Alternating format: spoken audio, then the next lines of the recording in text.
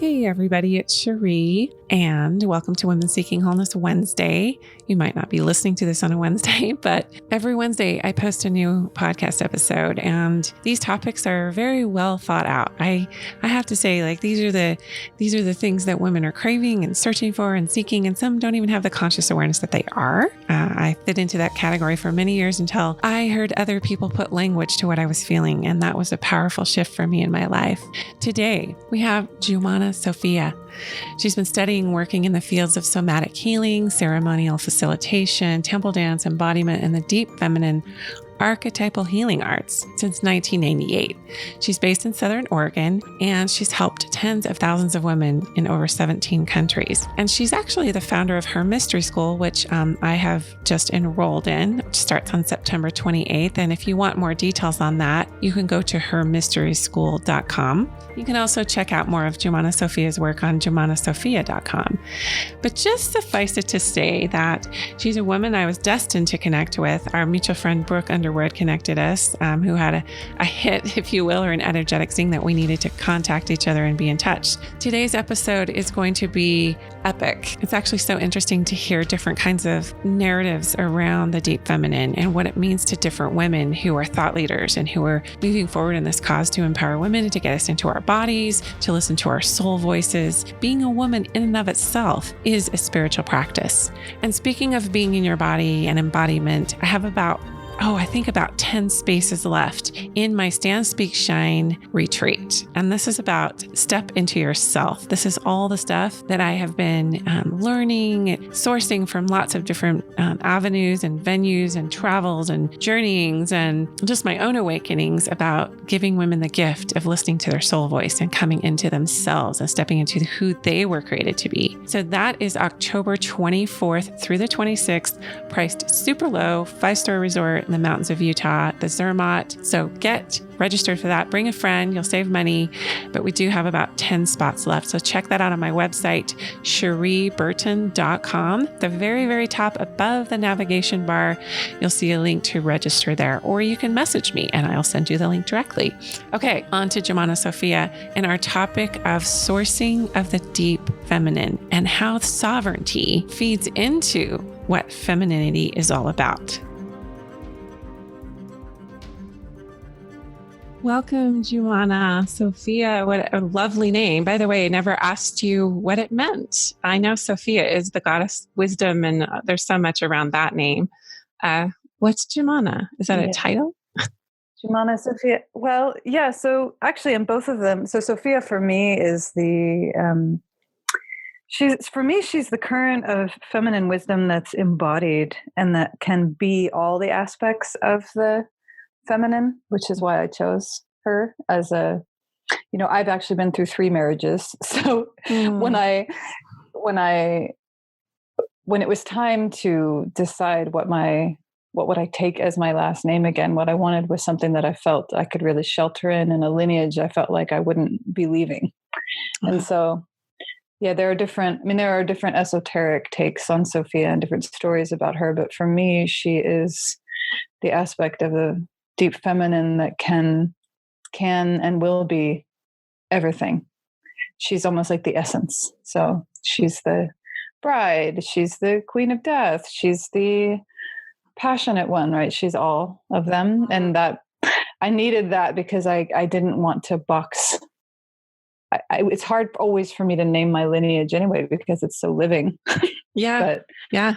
So that was what Sophia was for me. And Jumana, when I was in my late teens, probably around 1920, I had a lot of kind of unbidden awakenings. And so I ended up, and out of context, I was not in a spiritual community or in spiritual practice. I was just having a lot of, it sounds like what it is.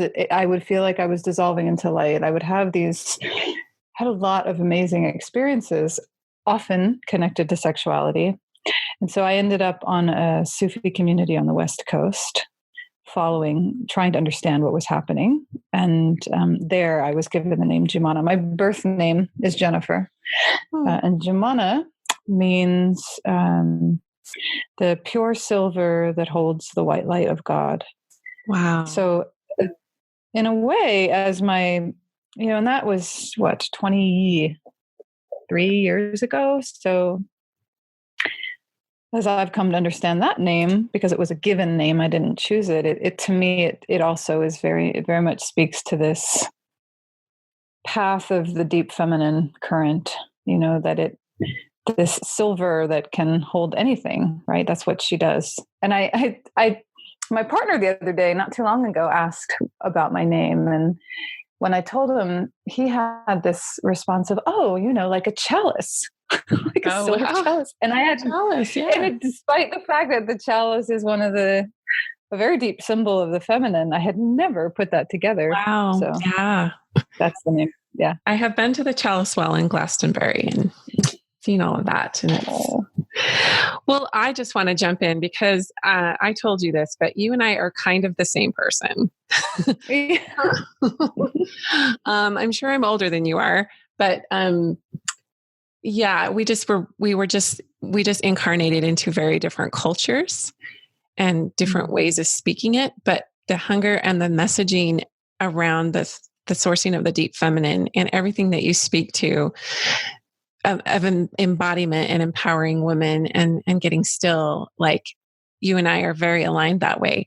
So I find it quite fascinating that the deeper I dive into your stuff, and our sweet mutual friend, Brooke, who connected us, I'm going to send her this episode. So thank you, Brooke, who I met through a soul love writing. You, Brooke. Yes, we love you. The mutual friend who connected us had that knowing as well.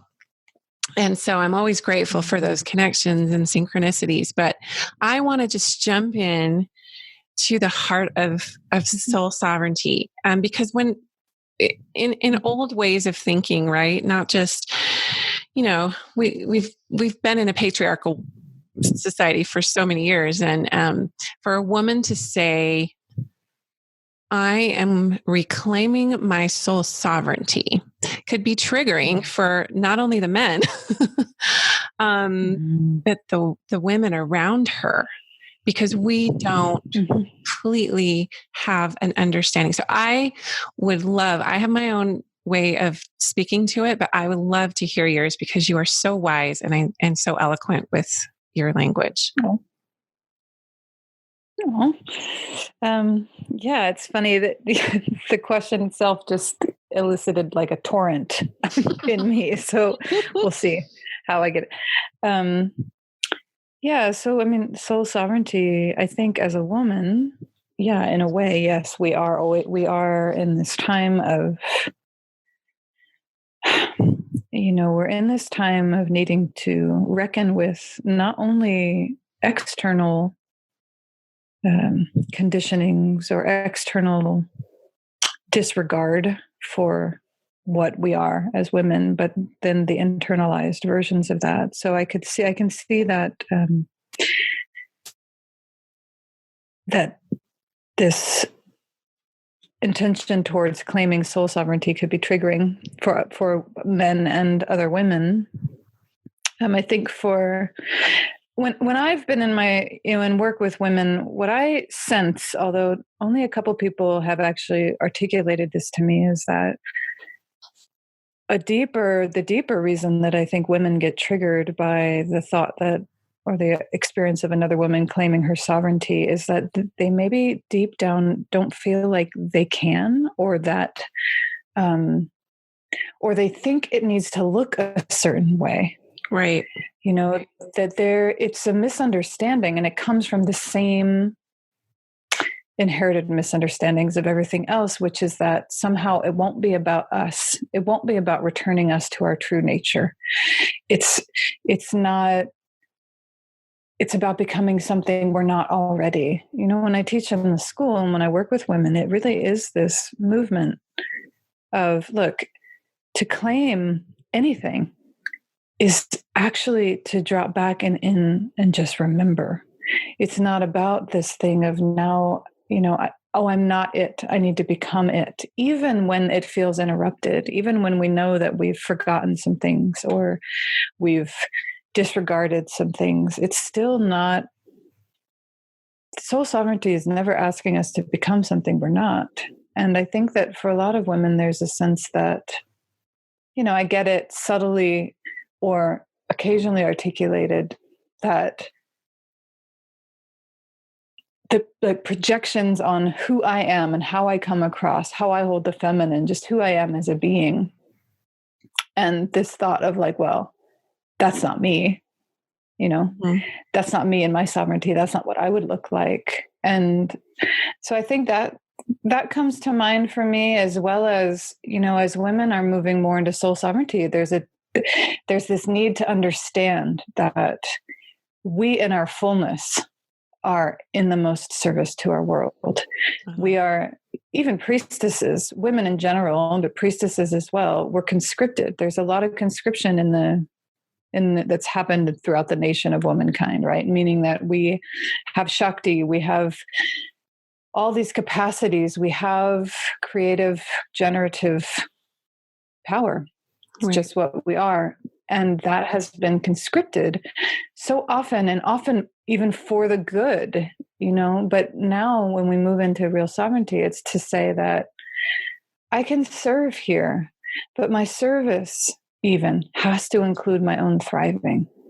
Mm-hmm. And that's a radical statement, I think, for a lot of women, because they're used to, including myself. I mean, I eventually had a huge breakdown about 2 years ago, because even in my work, even in my calling as a mother and all these ways, I was omitting big parts of my own mm-hmm. well-being mm-hmm. in order to be of service. And that is such a typical, and I hate to use the word martyr syndrome, but there's a tendency towards that's actually more spiritual, to be self-sacrificing. Yeah. And for a woman to take time to figure out what she needs and wants, in some circles, that's considered quite self-absorbed. Yeah. Well, I mean, it is a huge paradigm shift to recognize that our fullness is what contributes to the fullness of the world around us, not the other way. Yeah. But, and I think that the thread of truth in that is that there is a differentiation between what we're conditioned to think nourishes us, what is actually kind of self-absorbed and doesn't really fill the cup, versus actually filling our cup. So I think that what that, the thread of truth, or the thread of discernment in that belief that we need to be self-sacrificing or not self-absorbed, is just that where we want to get absorbed is into the truth of what we are, right? Mm-hmm. It is not to go, it's not a personality driven thing. So I just created a video today called, what if being a woman is your spiritual path, and when you think of, I love it, being a woman, being your spiritual path, then it also is a path of purifying your own awareness and intention like any other. And what that is saying is, go beyond your personality, go deeper into your true nature. And from work filling from with that me place on that a little bit. Like, when you say go beyond your personality, paint that picture for me. I'm seeing it, I guess, in my mind's eye. It's just, when we talk about that deep sourcing, that's what we're talking about, right? Just climbing underneath the ego. Is that kind of what you mean? Yeah. Underneath everything? Yeah. I mean, I wouldn't ever say to exclude the personality or the ego. Those are beautiful things in their rightness. But I think that it's like, what's an example? It's like the subtle difference between, I really need to rest, I really need to take my mind off things, and having a woman having the idea that to go out, get drunk, kind of let loose is her way of doing that. that may or may not, on some level, that's what works for her personality, right? It may or may not actually fill her cup. And so to understand more deeply what is really filling her cup is what will help her nourish her more of what the deep feminine nature is inside of her. Does that make sense? It's hard to totally. find an example. Exactly. Yeah, that's a great example. It would be really, if I didn't have a certain kind of value system, I can totally see doing that. With what I'm walking through right now and trying to get through this divorce and try to okay, where does my soul leave off and my humanness begin? It's quite muddy. It's quite, you know, I have the knowing that I'm walking through something very powerful that's killing me and making me suffer. And I want to keep my wits, if you will. I want to stay in my body. I want to, but yes, there are those coping mechanisms, right, that we just go to. And I think for all of us, it's so different based on our personalities and life experiences. So when you're talking about that actual nourishment, is it the same for all of us? Or, and I'm talking just the feminine, just women. I know there's feminine and men too, but I mean, for this conversation, like, what are the true nourishers? And is it different for different women? And do we have to find our own, what fills our own soul speak, if you will, to fill our cup, you know?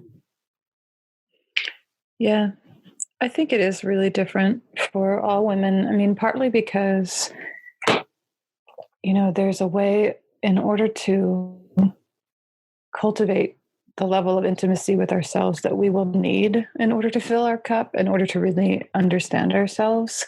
It's very nuanced.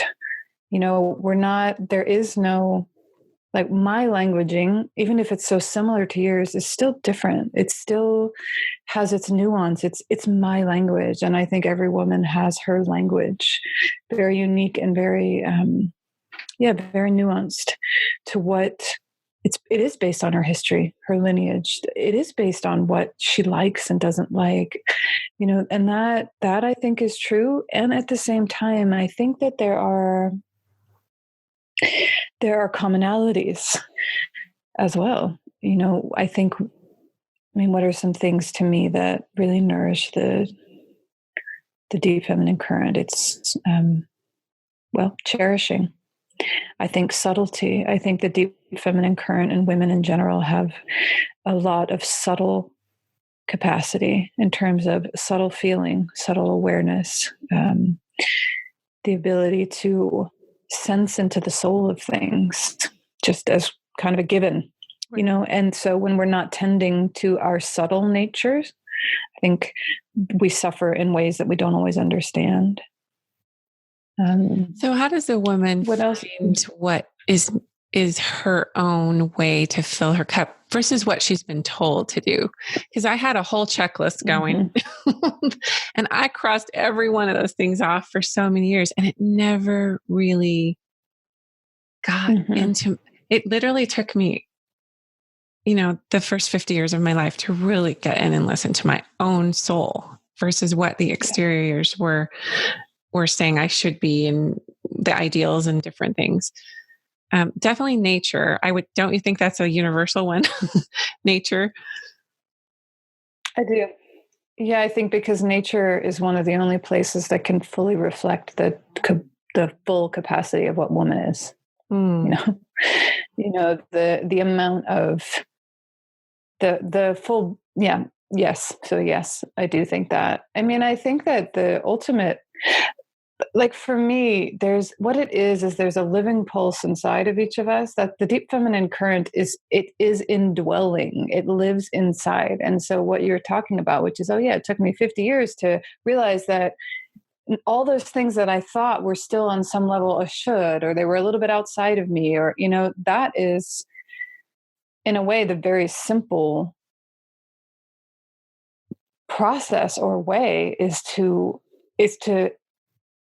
find the way inside, find the way to come into residency with what we are. And it's what we're going to find there is going to be all sorts of things, but it's the difference between, I describe it almost as, it's a physical feeling. It's also a postural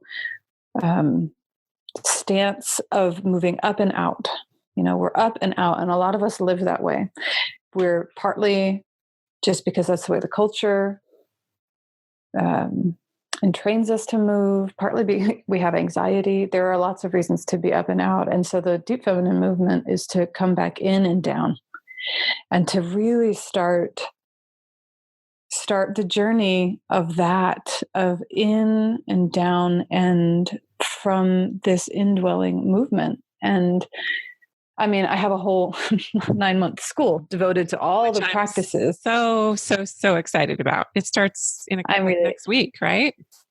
It starts on the 28th. It starts on September 28th. So yeah. People who are listening, it's not too late to hop on, because this will air before that close date. Yeah. Yeah. It's going, and the school is going into its 4th year. And I'm learning a lot just watching it evolve every year. But I mean, what it is what we're talking about. It's 9 months of going through, what are all the practices? What is the wisdom tradition that women have held in all these different ways? It's been interrupted. Many of us are not inheriting it directly from our culture, our religion, our families, because it has been omitted. But it didn't go anywhere. It's still very intact. And so, for me, the school, partly why I created it, was almost like a thesis for myself of the past 2 decades. But it's looking at what is the lineage, what is the tradition or the body of practices that actually bring us home to ourselves. And so, the question of how do we get there, I think there are a lot of ways to get there. And it's the same thing, there'll be really resonant ones for different ones of us. But it's that feeling of coming home. Mm-hmm. Yeah. And one of the things that was on my checklist was yoga and meditation. I mean, those are 2 others besides nature. That's, are more of the universal practices, I think, that we ascribe to getting inside. And I did the 200-hour teacher training with my daughter, not with the intent to become an instructor, but just to learn it. And I have to say that yoga is what was kind of one of the final straws to sort of wake me up to move through the dark night of the soul that I have kind of been in for a while. It was like, whoa, breath and movement and groundedness. So when you're talking about going in and down, just some of those, Tadasana and rootedness and root to rise, it just sealed it in. Like I wasn't just reading about it anymore. I was in it. And it was this experiential. Yeah. And then it was also like an earthquake happened after that. So in a way, I have this subtle, maybe it's not subconscious because I have consciousness around it, fear that the more I get into my body and the more I get real and deep and go within and breathe, things happen. Shit hits the fan, to be honest. And it's been like that for me. So you and I talked briefly about this prior to our discussion around transition and how, once you get it, and once you're in your body, and once you're finally listening to your soul, and you're doing some of these practices, and you feel the sourcing of that feminine flow, it's almost like your external environment crumbles. This has been my experience and that of what I've heard from the women I work with. What, all the more reason to stay in the body, right? But, what is transition to you? What does it mean to you when these things happen around us? Because most people would say, oh, well, that means you're on the wrong path. If things are crumbling for you and you're this distraught, you're not doing the right thing. There's this thing about staying comfortable, right? There's this thing about if you rock the boat too much, things are going to fall apart. And therefore, if things fall apart, well, that means that you're basically screwing up your life. When I actually have such presence around this, more knowing and more presence around me, it's still forming, but it's just, that's the common response to people who are like, well, then just go back in the box. What the heck? You just let out Pandora's box. Put it back in. Yeah. But you can't. Well, and the trick with that is you can't. You cannot. You cannot. No. When you know what you know, and when you allow yourself to know what you know, it's very difficult because you've changed. So, yeah, I mean, I think that, my own experience of it at different times has been very disturbing. It's like all of a sudden everything around me becomes paper thin. It's like it doesn't exist. It doesn't mean anything, or it's not working, or it's confusing. And I don't think that, the thresholds and the transitions that we go through, they are initiations. The deep feminine is an emergence. She calls us forward. She emerges up and through, in us, as us. And we have to initiate to go deeper into her. Then that is not anything different than what has been across most cultures, most traditions. It's initiation, and it's brutal a lot of the time. And it's hard to not believe that there's something wrong when that's what's happening, but it's soul forging. So, when it really, and it's part of, growing up in a culture, even religions, often in a lot of contexts in which depth and the feminine capacity for depth is either disregarded or it's vilified. It's scary, right? Because it asks everything to basically get a little real with its own soul. And to be true with what's actually happening, and to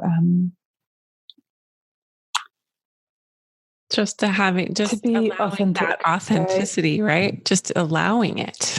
Yeah. Just to allow it, and for some reason, well, for many reasons, that does break up the status quo. So we go through these initiations, and you and I talked about it. I have a book coming out called Break the Grip of Past Lovers, and it's all about clearing past lovers, largely based around the idea and the understanding that when you go through, that women often initiate through sexual intimacy. This book specifically. So I know a lot of our transitions are different. We go through transitions around death and illness and all sorts of loss and things like that. But just to speak to the, initiation in that context, for instance, I don't think it's widely known that women initiate often through sexual intimacy, that we use it. So we don't know that we're using it. We don't know that it's in our nature to initiate through sexual intimacies, because we know that they will have power there. They will take us to our depths. They will take us close to our greatest vulnerabilities, and also very close to our soul. So we don't realize that what we've just done with this marriage, with this relationship or whatever, is that we've invited an initiation in. And in that, even just in understanding that, we start to step into this place of, oh, that's what I was up to. Yes, it's brutal. Yes, I'm going through all these things. It hurts. It's all these things, but I know that I'm initiating. And there's a certain level of, there's just a level of claiming then that can happen. And understanding, it's like there are places that we can't touch in our own beings unless, often, for instance, in this case, unless sexual intimacy is part of what we're experiencing.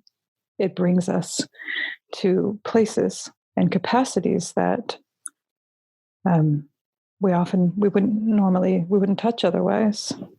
That's so interesting. So it feels, I know we could probably do a whole thing on sexuality. I actually did a sensuality and spirituality episode with Deborah Kagan, who's like this amazing, like, goddess from Brooklyn that's just so into her body and so free with expressing that and giving women this being sensual.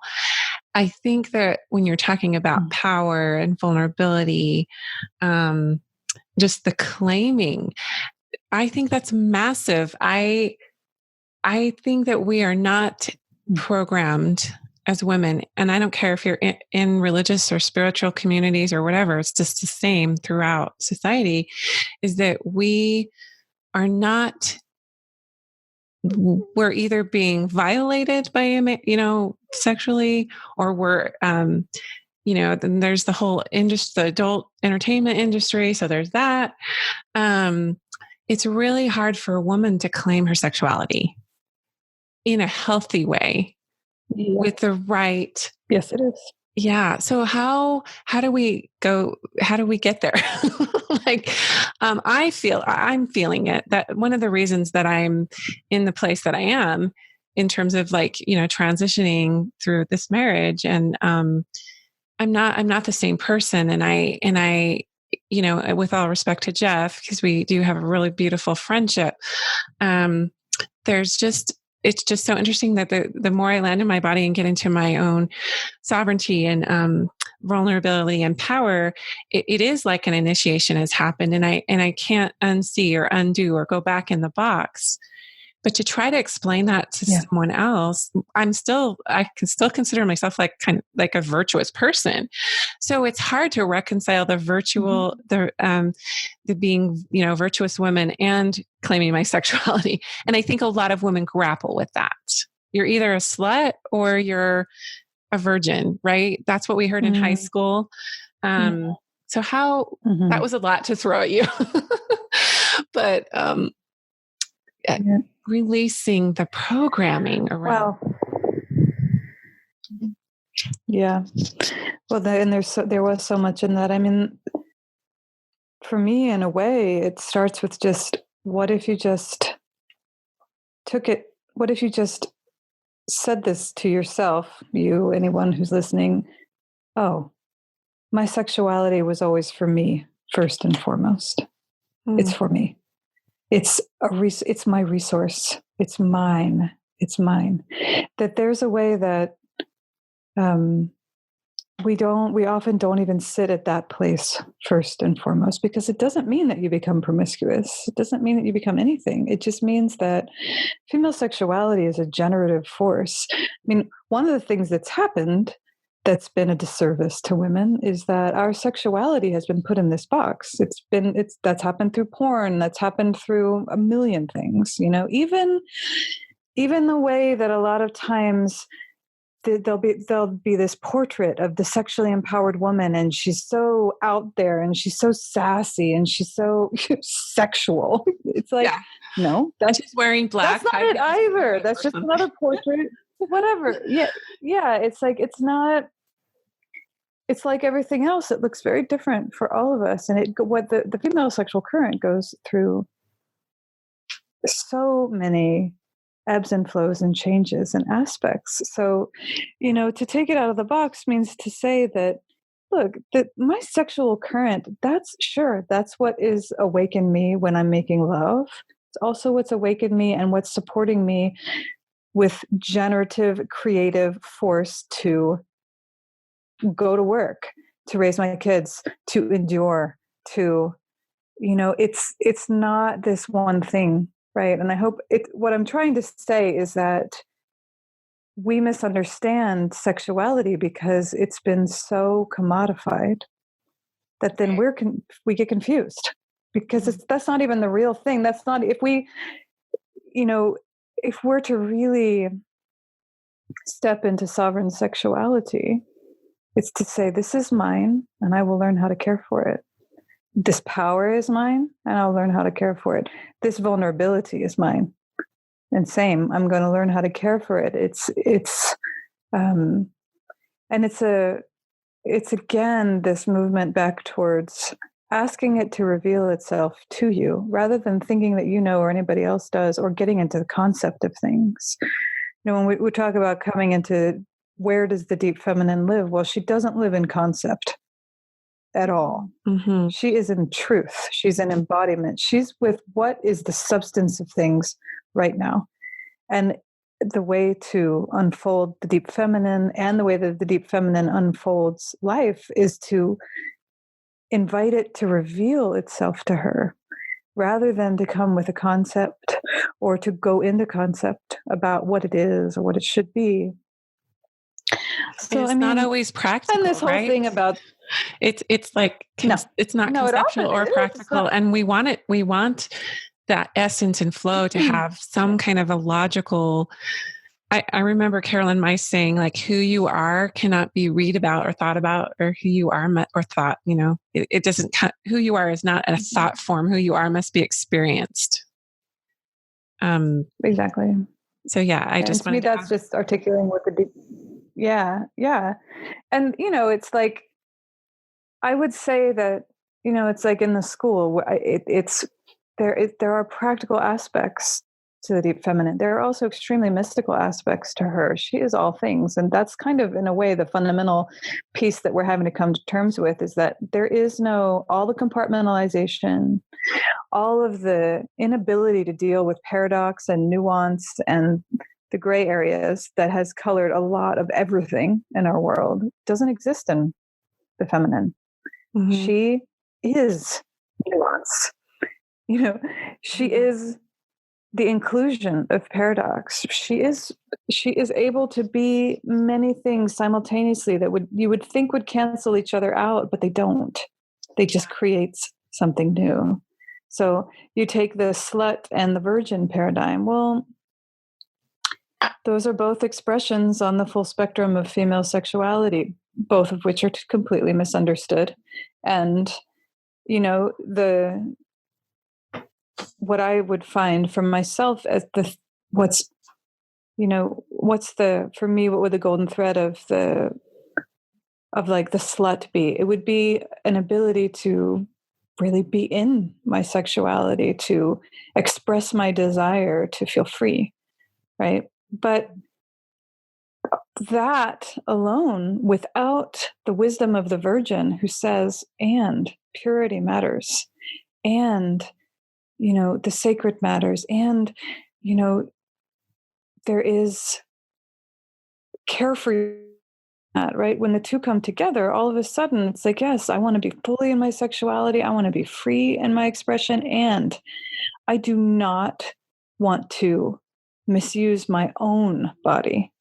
Right. I don't want to lose my own sense of what's really true for me in that. And the same way with the virgin, you can be in a very dormant, like explicitly sexually dormant time. You can be a woman for whom sexuality is much more a subtle, refined experience. It's not this like explicitly erotic thing. And that doesn't mean that the sexual current isn't moving. It just means it's moving in that way. So right. I think there's a lot of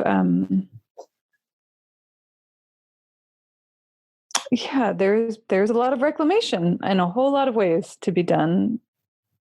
And the good news is that I think that the truth of things has remained. It's it's the way the deep feminine moves. If she veils herself, she hides herself. She does not go away, but she can go behind a veil until we're willing to go and have enough sincerity to find her. So she's hidden.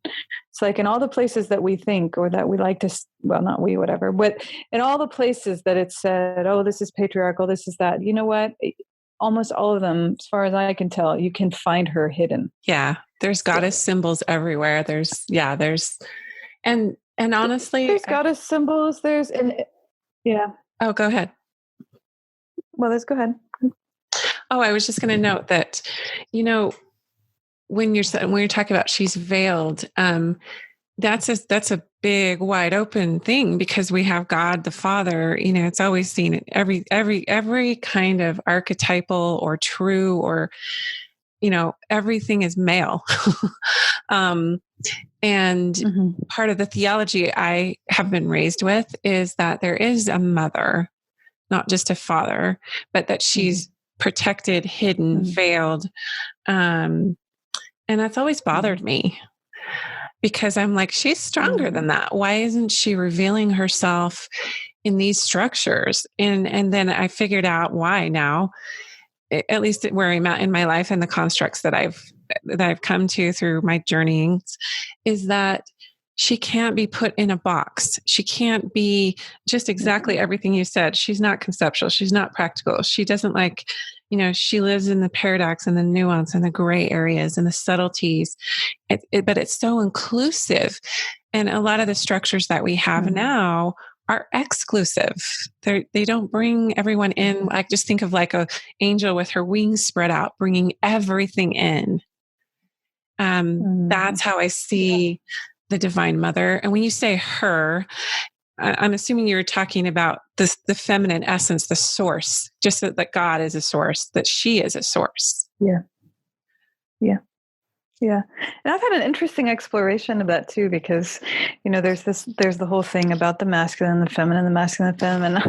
And the deeper I went into the feminine, I was like, well, but actually she can be all those things. Like a lot of even, it's like, even, yes, sometimes she's veiled, but yes, she also can be the architect of things. It's not now in our current, it's been thousands of years since she's been acknowledged as that within our traditions. Mm-hmm. But I think there's a way that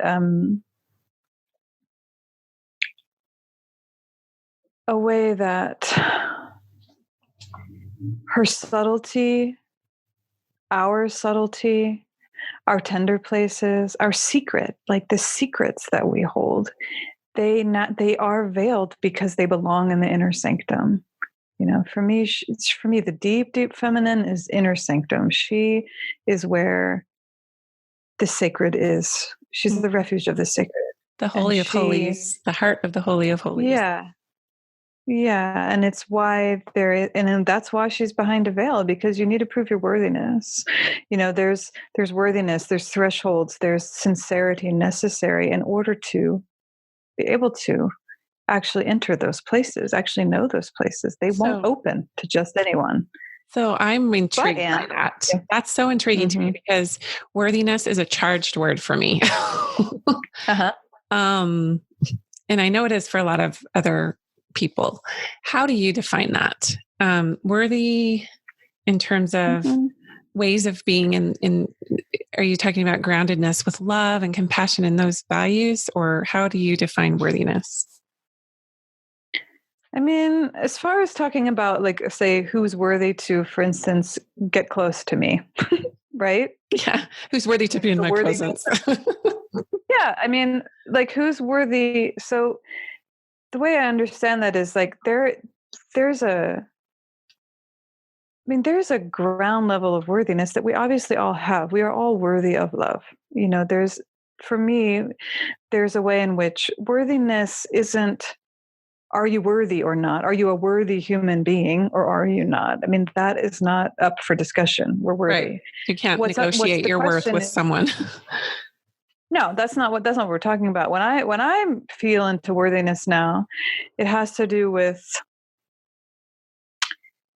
do I feel like whoever is in front of me can hold me, can respect me, can are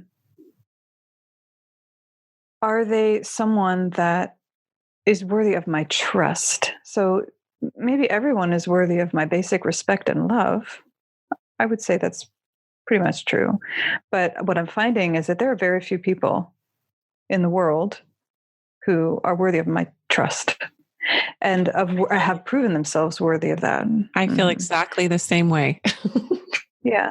And that's okay. Like it's really important to have thresholds, and it's not about I see it more as like there are thresholds of proximity that are just right. There's not. It's like right relationship. What is the right relationship here? I've had a long history of bringing people in way too close before they've proven their worth in terms of their trustworthiness, or even their desire to be that close to me, right? Or even their desire to uphold my integrity or to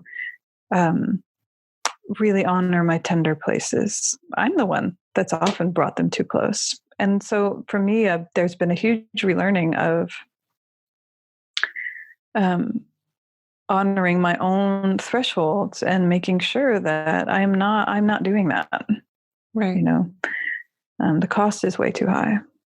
So, I mean, that's what worthiness is to me. And it's, in intimacy, it becomes more than not this thing of, are you good enough for me? Or have you met X, Y, and Z parameters? But it's a more, it's more of a felt sense and more of a heart, holding, more of holding. It's like that. I think, yeah, I get it. Like it's, I can love everyone. I can hold people. And I never knew this about myself until very recently. Even as a young child, I had this discernment of who was safe and who was not, which I now know is kind of like being an empath. And like you were discussing, I just would let people in and get hurt and different things. Now, as the wisdom rises in me, now that I know what it feels like to be embodied, I'm a lot more selective. Before, it looked like blocking my heart or putting up walls. It's not really like that anymore. It's more like boundaries and, hey, I can appreciate you as a human being, but I don't feel that you could hold me. Like I can get to everyone's heart at a level that is beautiful, which has been part of my dark night awakening. Like I can feel everyone's beauty and essence and all that. But like you said, there are very few people that I feel safe enough with, both friendship wise, and I haven't even started dating yet, but because I'm still in the transition with the marriage, but it's sacred to me now. It's like I know what it's like, and actually, Jeff and I do have that relationship where, we're always going to be able to see each other for who we are and hold each other in that light, even knowing that we're transitioning out of our marriage. So, yeah, it's like, you're kind of judging, but in a healthy way, right? You're it's discernment. Yeah. And it's just natural law, like there we have to be able to discern, and it goes back to realizing that we are not here to be used up. There is a way in which what lives inside of us is for the worthy, meaning someone, people, whoever has actually demonstrated that they care, that they can respect it, that they want to, that they have a capacity, which is often a distinction. People can have the desire to hold you and not the capacity. Ooh, and that's been something that it is a good distinction because it's not personal then. I've a lot of my women friends, we kind of went through a period of time, multiple of us, of having really difficult breakups and relationship transitions. And a lot of us realizing like, oh, we did take it personally. We felt abandoned. We felt this, we felt that. But actually, our partner was just at capacity in their heart. They cared, but they were at capacity. They couldn't. And it just doesn't make it that much less painful, but it does. It is true, which, how does that play into, like, you hear a lot about, I've been studying energy psychology for almost 20 years. And I know there comes a time when you can be in a relationship and then it's all of a sudden it's not a vibrational match. It's almost like this dissonance happens. And you want, it's kind of like what we were talking about with Pandora's box. You get let out of the box, but you can't go back in because you're not the same. And you can love people, but you cannot raise their personal vibration. That's something that they are sourcing within themselves or not sourcing. Yeah, I think that for relationships to be in sovereignty, they really need to, well, sovereignty and union, you want both, but in order to be there has to be a certain amount of letting go of like, we have to keep, the relationship has to stay living. We have to keep coming to meet each other. We have to keep coming and watering this garden. Like we both have to want that, and it has to be true from the inside of ourselves. And yeah, you can't just say, please come along with me on my journey because I want you to, or please be what I would consider to be a conscious partner. Right. Right. It's like our consciousness, we change. And that said, though, I think that one of the misunderstandings that, I'm just thinking about the ways in which it's kind of both, because there are women, I'm around a lot of women, counseling a lot of women, all these things. And it's like, there's this dichotomy. On one hand, women are feeling more and more called into integrity, into their version of conscious relating and, growth. And there's often this feeling that their partner isn't meeting them, isn't able to meet them, isn't conscious enough, isn't this and isn't that. And I've had an interesting experience of that lately, which is that somewhere in there often can be there can be truth in it, but it can also be an extremely unconscious entitlement and misunderstanding of, like, having been able to talk to more men as well. So many of them kind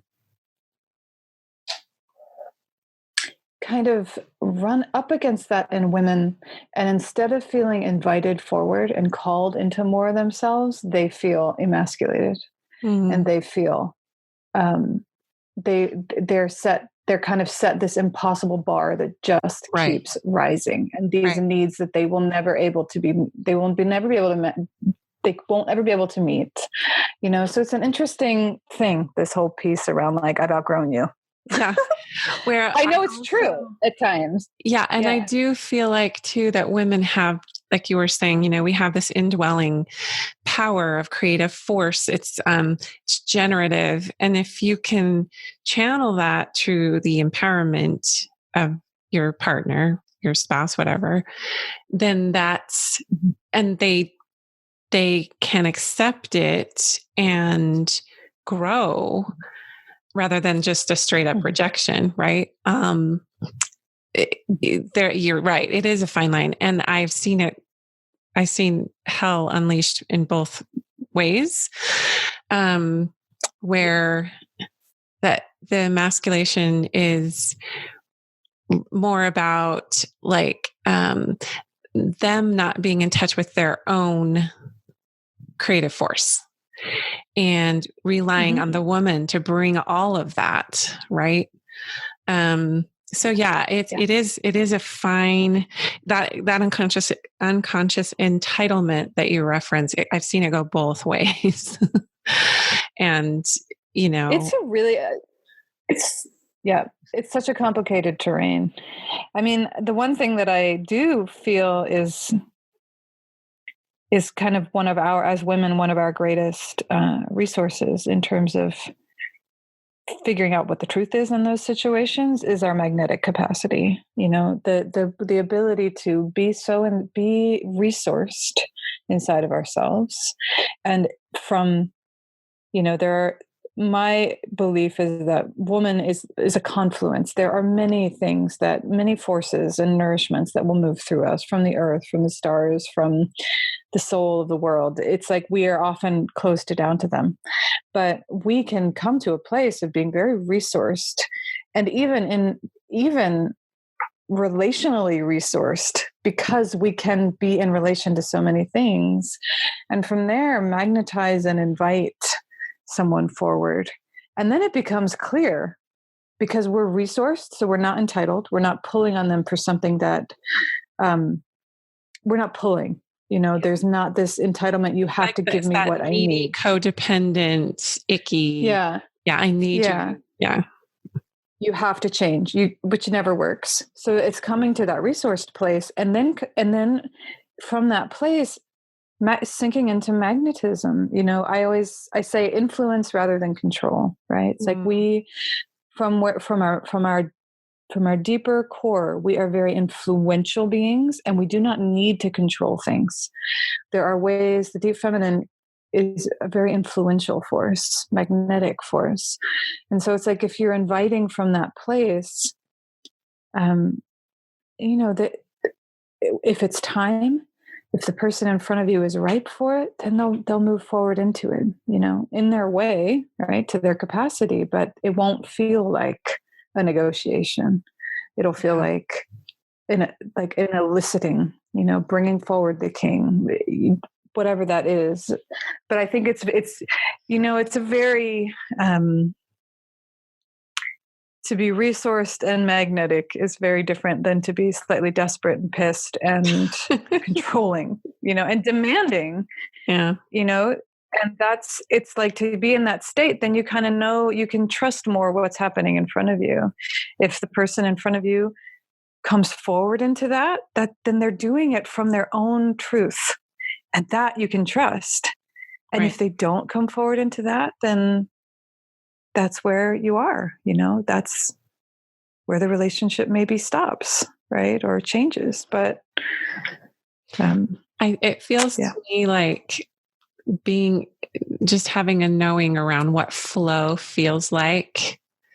And in healthy, alignment with, hey, this is who I am. This is where I stand. And I personally, right now, I'm grounded. I feel this, interconnectedness, however we want to define that, indwelling presence. I have my wits about me. My heart is aligned. And if someone can meet me there, and they have that for themselves, they know how to bring themselves there to a degree. But I've always felt, and I'd be curious what you think about this, that the masculine has a deep reliance on the feminine to move, to create, and I'm not just talking about the feminine inside of men, because even men that I know, I have dear male friends who are gay, they're not with a woman, but they have women in their lives who teach them this. And it's not always a conscious thing that, we know what's going on, but I've always just felt like there's that deep reliance on that essence that women carry for creation on all levels, that men literally need, not in a needy way necessarily, like not in an unhealthy, needy way, just, this is the seedbed of creation. This is what we all need. Yeah.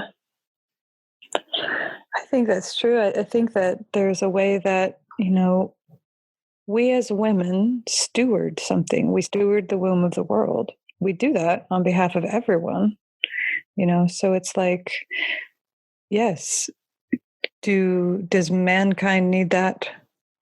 Like, we need to hold ourselves and to know ourselves in this way as womankind. And does mankind need that? Yes. We steward it on behalf of everyone. Yeah. It's not like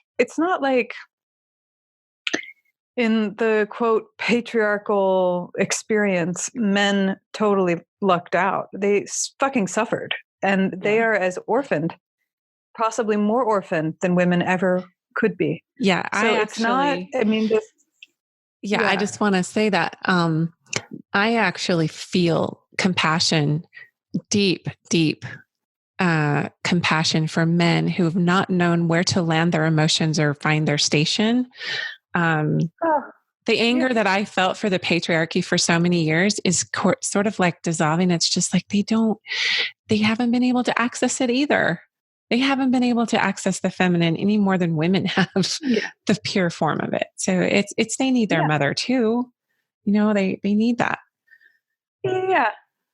Everybody got orphaned all together all at once, and this is what happened. And so now we're all finding our way back home.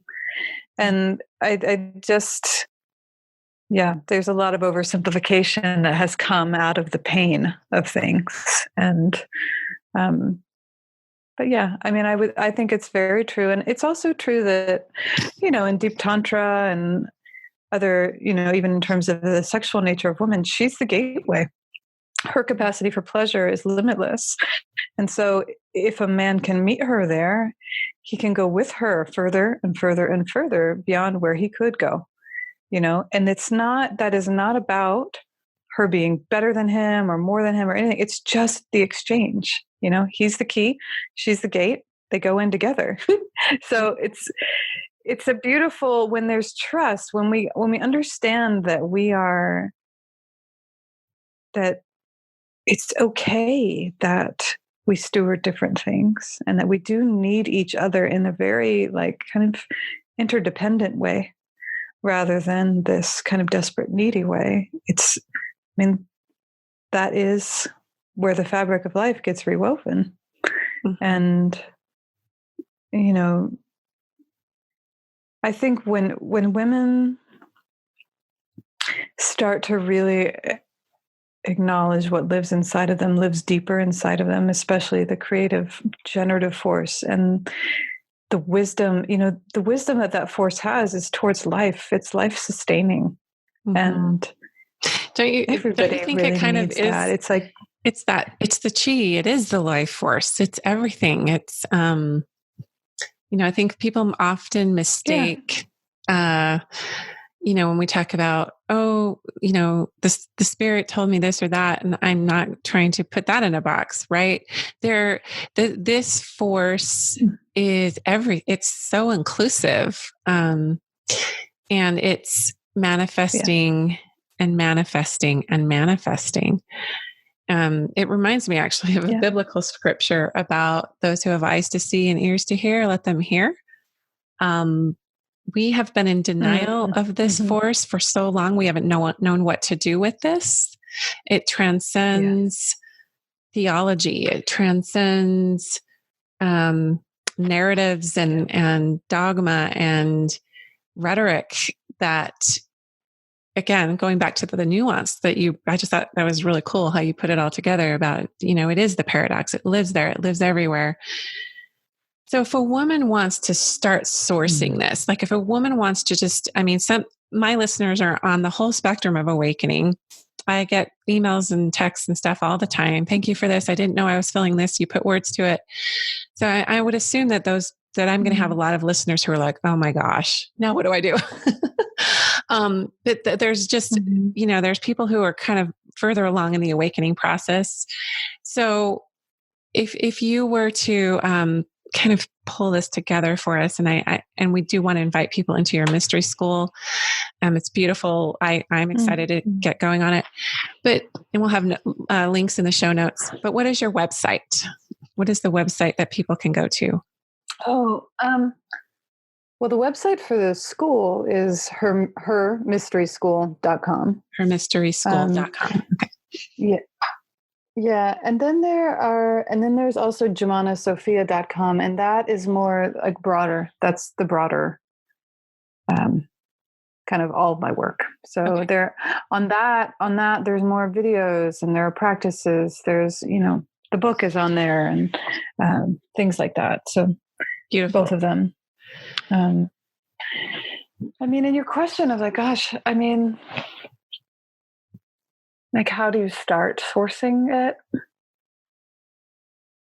Well, just if someone is on the cusp of awakening and there's resonance and they can feel something wanting to shift and they can feel perhaps they're coming back into who they already are and starting to have that those feelings of remembrance and wanting so desperately and such a longing to step into who they are. What is a good facilitator for that process in a woman's private chambers? As I say, that's where all the work really happens, private chambers. But how would you lead us to that initiation? Well, I mean, I'm like, come to the school. Well, I know. Well, I am. Well, Heina. Well, what I would say, there's one thing I want to say about that, but what I would also say is to recognize that what the deep feminine thrives on is rhythm and support. So she needs to be remembered regularly. So I think when you're starting to feel that awakening and feel that calling, it's like you have to get rhythmic long-term support around it. Don't expect it to be linear. Don't expect it to make sense, and don't expect it to happen all at once. It's like what we were talking about with these transitions, initiatory experiences, they happen until they're done. So one thing I would say is just containment, right? The feminine needs containment. She needs to know you've got her, and that's what lets her really unfold. The other thing I would say, just as okay, how could you really start to source this? It's to remember that it's actually the deep feminine that opens the deep feminine. So how you approach what's happening inside of it's about meeting what is without any need to change it, then listening and letting it unfold. So that sounds simple, but we are not raised to do that with pretty much anything. No, we're not. Just meet. So it's like, what are you feeling inside of you? Like, okay, I'm feeling an emergence. All right, okay, I'm feeling that. Just bring your awareness, your love, your presence right up to the edge of it. There it is. What does it feel like? Bring it into an embodied place or a sensual place, meaning what does it look like, taste like? What does it feel like? Give it substance.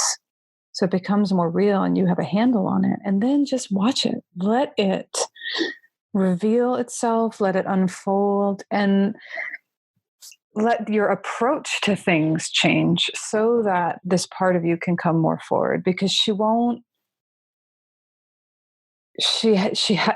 that. This place inside of us must be met and then invited forward, and she'll unveil herself in her time, right?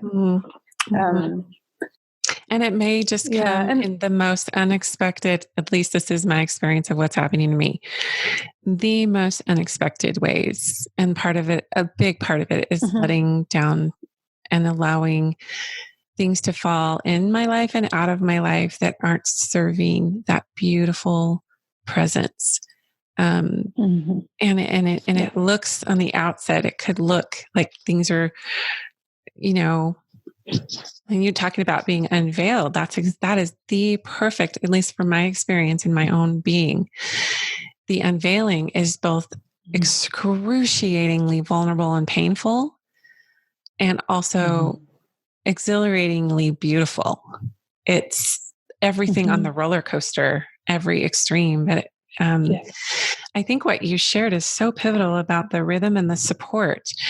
I'm finding that being sedentary diffuses it. It blocks it, if you will, or I can't hear it. I can't see it. I can't let it reveal when I'm not flowing into that movement and the rhythm and that holding and containing that.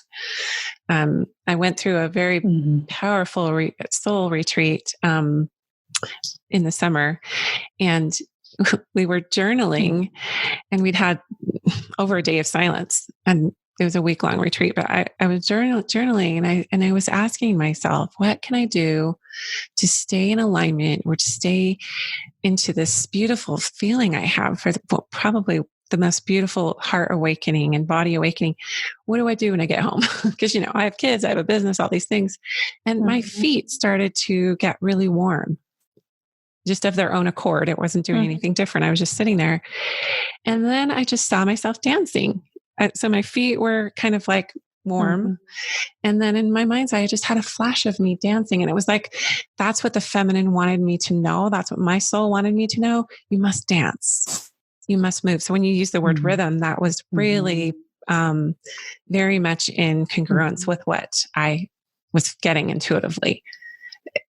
Sitting down, staying inside, not fully living really in the name of being sweet and smart and spiritual.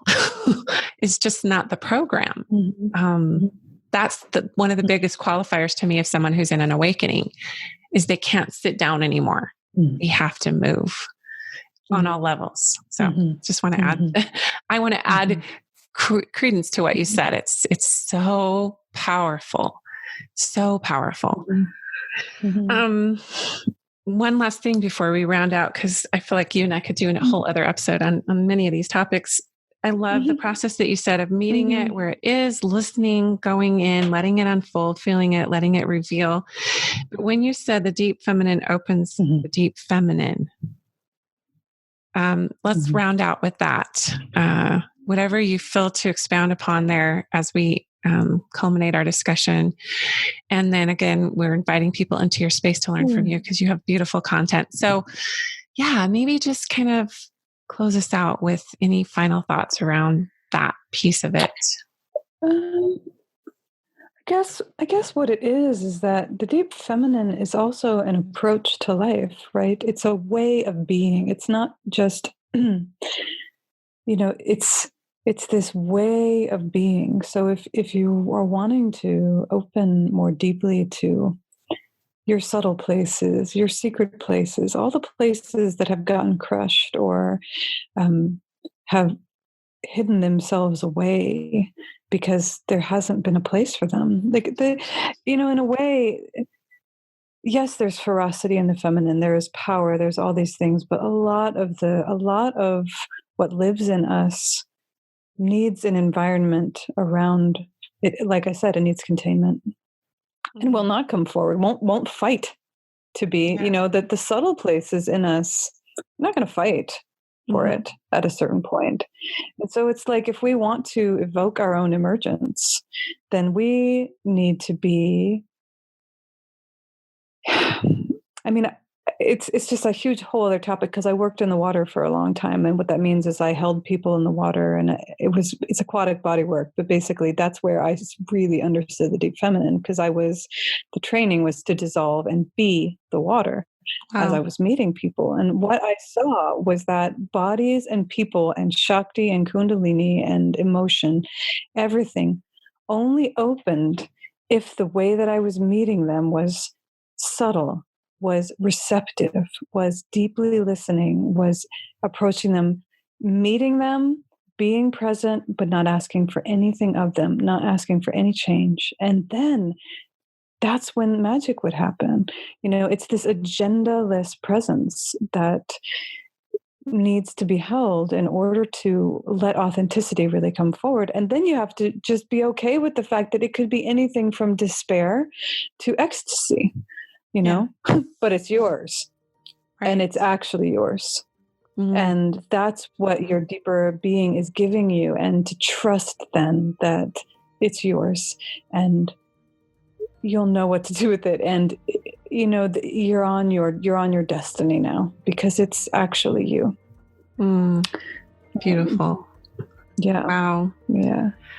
Wow. Well, that's a great way to close this out. Thank you so much, Jumana. This was just lovely. And I'm always, we could take that same line of thinking where you were talking about meeting, listening, let it reveal itself. I feel like that happened in our discussion, and I look forward to learning more from you and in the coming months ahead, the 9-month mystery school. So thank you so much for your time. I honor your work and your voice and what you have shared with us. It's just very, very powerful. So thank you. Thank you so much. I've loved this, and I'm so excited to journey with you real soon. Very soon. Yeah, so I love conversations like that. I love conversations where you just can get really, really core and get into the heart of things. Honestly, I've heard before that the bravest and hardest thing that you can ever do in your life is to be true to your soul. And I can tell you, it is hard. It is brave. It takes massive acts of courage and surrender. And I love her whole deep feminine approach to transition and how initiations unfold. And we get called to do things, we get called to do things that are uncomfortable, that don't always make a lot of logical sense, but that are so embodied and so soulful that we can't help but step into it because it's so compelling and it feels so authentic. And so we just get to experience that. And that is where the sovereignty lives, is getting yourself permission, honestly, to do that. So we actually have an upcoming podcast episode on giving yourself permission. That's literally half the battle right there. I have an expert who lives in Scotland who's going to share that with us, who's an author. You will be the only person who can give yourself permission. And sometimes it takes the bravery to connect in and give yourself that. And it's one of the highest gifts that you can give. I love talking about God and goddess and spirit and all of these things. And oftentimes we forget we have that divinity. We have that sacredness about us. We have a divinity to our own soul, and it begs to be explored and examined because it is sovereign and it is unique and it has its own flair and essence and wisdom. Okay, so again, coming back to my retreat, I would love to have some more of you there. I think we have 10 spots left, as I mentioned at the beginning. Go to cherieburton.com, Stand, Speak, Shine at the very, very top, the Stand, Speak, Shine retreat, October 24th to the 26th in Utah. I anticipate that probably within the next 10 days of the air date of this episode, they will fill. So I hope to see some of your beautiful faces there. And until next time, until next Wednesday, have a beautiful week of receiving wholeness.